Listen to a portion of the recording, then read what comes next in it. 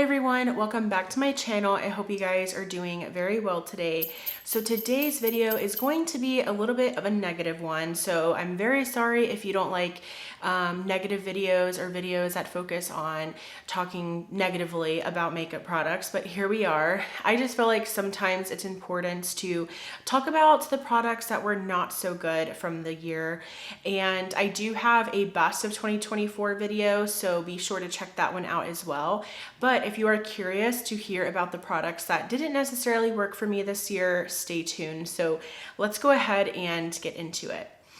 Also, I did want to let you know that I will link these products down below in case maybe you are interested in trying them, or based on my description, maybe they appeal to you. Please don't take anything personally if these are some of your favorite products, because everyone has a different experience. Makeup is a subjective experience because everyone has their own opinions and feelings, and everything is just very personal when it comes to makeup because things apply differently to everyone and everyone's skin type is different, everything like that. But again, I will have them linked down below. Some of the links may be affiliated, so if you shop through those links, I do receive a small commission. And if you choose to do that, I want to thank you so much for supporting me and my channel. So let's get into it. I don't have a ton of products, but I still was able to come up with a list that had a decent amount of items that I thought was still worthy of sharing with you. So firstly, and I will have to put some of these on the screen because I don't own them anymore, but firstly, I love the brand Vacation. Vacation is very well known for their fragrance, for their sunscreen. Their sunscreen smells absolutely divine, especially if you are someone who loves summer scents. You will most likely love the way that the Vacation sunscreens smell like.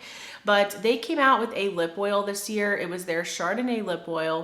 Based on the description, it literally sounded like it was going to be a dream come true, and it had SPF in it, which is always a great thing to have in a lip product because I feel like lips are really just easy part of your skin, of your body to neglect.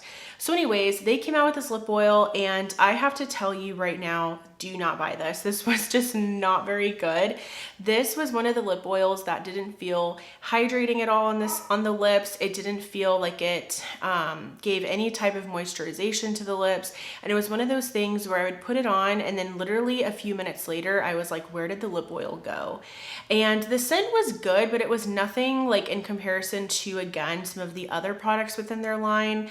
And yes, this has SPF in it, but I would highly recommend the e.l.f. Sun Boss glosses instead, because those are actually really nice and hydrating, but they also do have SPF in them and they have really beautiful shades. So this was just such an awful product, and I was so bummed because I do enjoy Vacation so much, but yeah, it just didn't work out for me, and I did decide to go ahead and return that one. So I was happy to be able to get my money back. I'm glad that I was able to do that because I didn't like wait too long or whatever, so that's good. But yes, did not care for that product from Vacation, and I don't even recommend it. I just think that there's better out there, and again, I do recommend the e.l.f. Sun Boss glosses. Another product from Vacation, I promise I love them, and I have so many other products that actually do work from the line for me, but they came out with a facial mineral sunscreen this year, and because I love the body sunscreens so much, I was very, very excited about this release from them, and it's their Shake Mineral like facial sunscreen, and again, I'll have to put a picture on the screen. Oh my gosh, so many things with this one, so many issues. Firstly, it's very, very greasy. So I felt like I had to wait an eternity for this to sink into my skin, and then because of that, I was really just falling behind in my routine. I'm someone who literally just waits maybe max 10 minutes, and then I go in with foundation after sunscreen most of the time, because most of the time if I'm applying sunscreen, I'm going somewhere. Do you know what I mean? And so this took forever to sink into the skin, and it had such a greasy feel to it. Because of that though, it was very hydrating. So if you're someone who has like severely dry skin and nothing seems to be hydrating enough for you, maybe you will enjoy that one. But for me, I cannot wait that long for something to sink into my skin, and I'm risking how my makeup is going to wear throughout the day. Okay, as if that wasn't enough for me to dislike this product, the scent is so bad of this sunscreen. Like, it's so bad. And that is obviously subjective. That is just my personal opinion. I thought it smelled disgusting. I want to say it's the same smell of their After Sun fragrance. And I know that that has been liked by people. So again, this is just my personal opinion.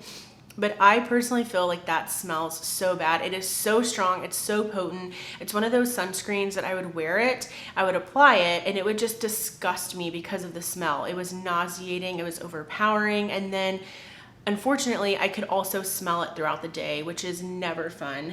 And it was one of those things where, like, I can normally look past scents for the most part, but whenever I can smell it throughout the day, that's too much, especially when it's a scent I don't care for and I didn't love the formula. So that was an easy one for me to return back to the store and never again. Like, I'm just gonna stick to my Hero Cosmetics sunscreens as well as my Korean beauty sunscreens that I love and adore so much. So anyways, that was just not very good. No.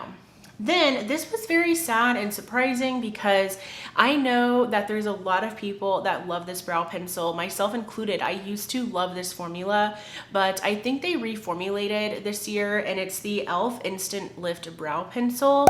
I used to love this brow pencil because I remember I've gone through like 2 or 3 of these, and for some reason I repurchased it this year because I heard that they had reformulated, and it was still so affordable that I was like, let's try it out.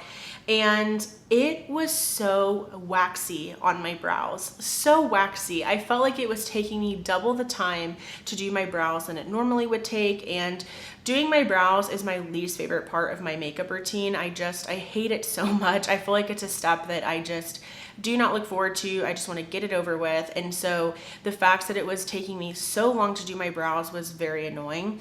And then my brows would never even turn out good because the formula was so waxy. I feel like it would never go on very evenly. It would just look very splotchy and just patchy on my brows. So again, it's just such a bad formula in my opinion, and it could be the one that I got. It's very possible that maybe the one that I got was not good because I know people really like this brow product. So I don't know what it is, but for me, it was very waxy and slippery and slidey. It also did not have the greatest longevity, and I never have that issue with any other brow product. So that is just like terrible. I didn't even finish it. I threw it away. Like, I was like, this is terrible.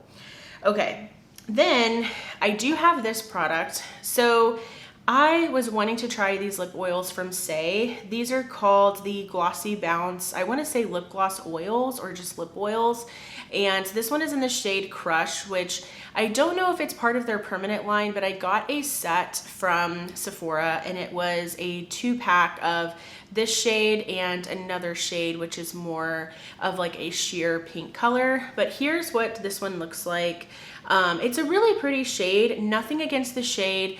It's everything to do with the formula and the scent.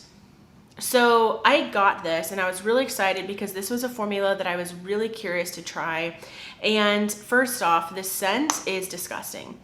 It smells like plastic. It smells like cheap makeup. And I understand if you are a clean beauty brand and you don't want to add fragrance to your makeup, okay, fine, but then don't make it smell like anything. Like, this just smells like, it smells like fake makeup. Like, I cannot explain that any like better. Like, it smells like fake makeup, like Play-Doh, like just not anything good. And then this formula is not great. Like, I feel like it's thick, but it's also slippery and slidey, and it's not very comfortable on the lips. Like, I was so disappointed. I threw on the shade Kiss first, which was the more sheer color, and I put it on. I was like, oh, like, no. Like, I was so shocked because I have heard such great things about this formula from Saie, and I feel like because of that, I was expecting something great. I was expecting something nice and hydrating, and that was just not the case. So really bummed about this. I'm going to keep them because I already bought the set. I'm, you know, already like past my return window, which is really frustrating, but this is just not a high-end formula. Like to me, like this is like Dollar Tree quality, like, and that's even, I feel like offensive to some products that I've gotten at Dollar Tree or like Shop Massé even. This is just not, in my opinion, again, I know that this is well loved, but from my opinion, like the smell, even the packaging, like it just felt like cheap. Like I can't explain it. Like the way that the lid screws on to the bottle, it's just like, it feels cheapy. I think the actual component feels a little bit weighted, but the way that the lid screws on, it feels like it's going to break. I don't know, maybe it's just me, but I do not love this. I don't recommend it. I recommend the Milk Odyssey lip oil glosses instead. Or if you're wanting something from the drugstore, the NYX, what is it, like fat oils from NYX are amazing. So that was an epic fail in my opinion. I just don't think that formula is great. Okay. Then we have this. This was probably the greatest disappointment of all. I was so disappointed in this product and so disappointed overall because I love Nars face palettes. I think that they do a really great job with their face palettes, and I've thoroughly enjoyed every single one that I have purchased. And this year they came out with a holiday face palette, as they do, and I purchased the light to medium one. And tell me why I had to go in like 20,000 times to get the pigmentation that I wanted. I was so disappointed because swatching this palette out was so beautiful. I remember I was in Sephora and I was considering picking it up, and I did swatches and was like, yes, like I need to take this home with me because it looked stunning.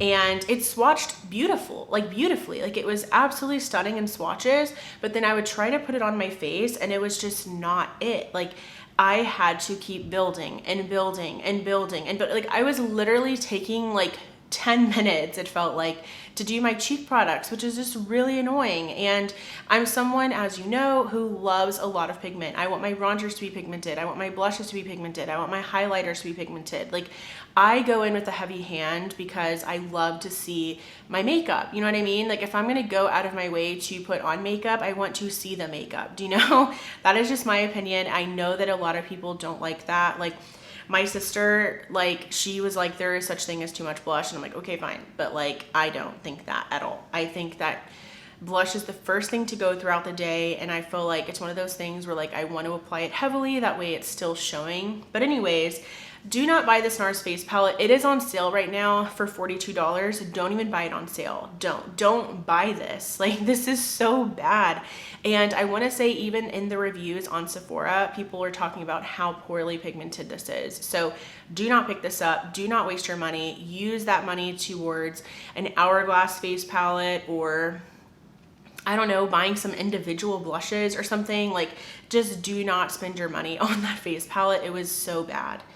Okay, then we have this. This was kind of like, should I include it? Should I not? But I've had this in my collection for some time now, and I just feel like this is just not very great. This is the Tarte Shape Tape Radiant Concealer. I just have a mini of this one, and I do have the shade 22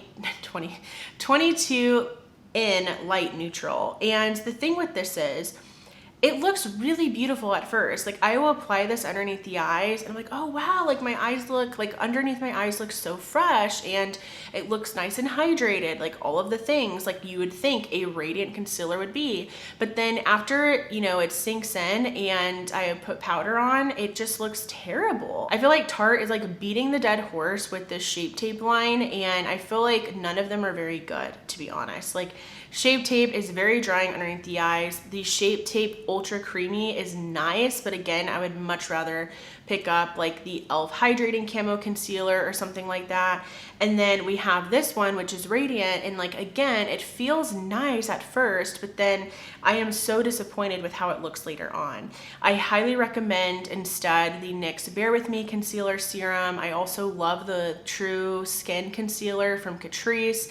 This was just, in my opinion, such a disappointment, and I am so glad that I just got the mini because I just don't love it. And that's another thing too, for how small this is, you think I would have knocked this out within like a month just to kind of like finish it. I never want to reach for this guy, never, because it never looks good in my opinion. Okay, and then the final product is something from Essence.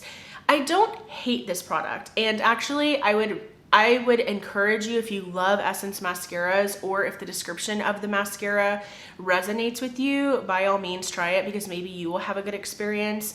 But the Essence Call Me Queen mascara released this year, and I was super excited about it because, again, I've thoroughly enjoyed Essence mascaras. I love the Essence Lash Without Limits mascara. I spoke about that in my Best of 2024 video. But the Call Me Queen mascara, here we are. It's one of those things where it does look good, but it is a very, very wet mascara. And because it's so wet, it's very messy. And I feel like it doesn't like completely dry down very quickly. And so because of that, I feel like I'm getting mascara all over my eyelids, and no one has time for that when they're doing their makeup, especially if you're getting ready to actually go somewhere. Like, the last thing that you want is to have mascara smudges all over the place, or because the formula is so wet, the wand is going to get like on your like inner part of your eyelid. So yeah, and I didn't feel like it did amazing things for my lashes, but it could be one of those things where once it dries over time, maybe it'll perform really well. But I feel like I waited a long enough time and I was just not loving it. And it was one of those things where I had other mascaras open in my collection, and I was just completely reaching for those over the Essence Call Me Queen. So again, that was my personal experience with that mascara. Maybe you will enjoy it. I want to say it was there for like lengthening and voluming, or it was lengthening and volumizing, I believe, were the claims. So maybe you'll enjoy it. But for me, I thought it was an overly wet formula, and it took a really long time to dry out. And I feel like I had it for months and it still was not where I wanted it to be. So yeah, I just feel like that was a disappointment. I don't think, you know, I'll ever be repurchasing that one. And check out the like False Lash Effect mascara. Check out the Lash Without Limits mascara. Yeah, so many other really great ones. But those are all of the products that I wanted to share with you today. Those were the worst products that I tried this year. It wasn't a lot. I feel like I've done a really good job with only purchasing things lately, right, that I really, really like. I feel like I've been very happy for the most part, or no, actually, the majority of the time, I'm very happy with what I bring into my collection. I feel like for the Sephora sale, I'm, you know, being very just conscientious and cognizant of the things that I want to purchase, because they're things that I've been eyeing for a while. Even like Ulta, I haven't purchased hardly anything from their 21 Days of Beauty lately, because I'm just not interested in the product. So I'm not forcing myself to buy something just because it's on sale. So I feel like I've done a better job over the years with like picking out the stuff that I want to purchase, and like not just buying something because it's on sale kind of thing. And so thankfully I don't have a ton of fails. And even the fails that I've mentioned today, I don't feel like they're awful products that like you can't make them work. It's just one of those things where like, well, besides the Nars, that was unacceptable. But the other things were just kind of like outside of my preferences. I don't care for these. But anyways, let me know, did you try any really bad products this year? And let me know if I need to stay away from anything in particular. But if you enjoyed this video, please give it a thumbs up. Also, I would love for you to subscribe and be a part of my YouTube channel family here. Thank you so much for watching, and I will go ahead and see you in my next video. Bye.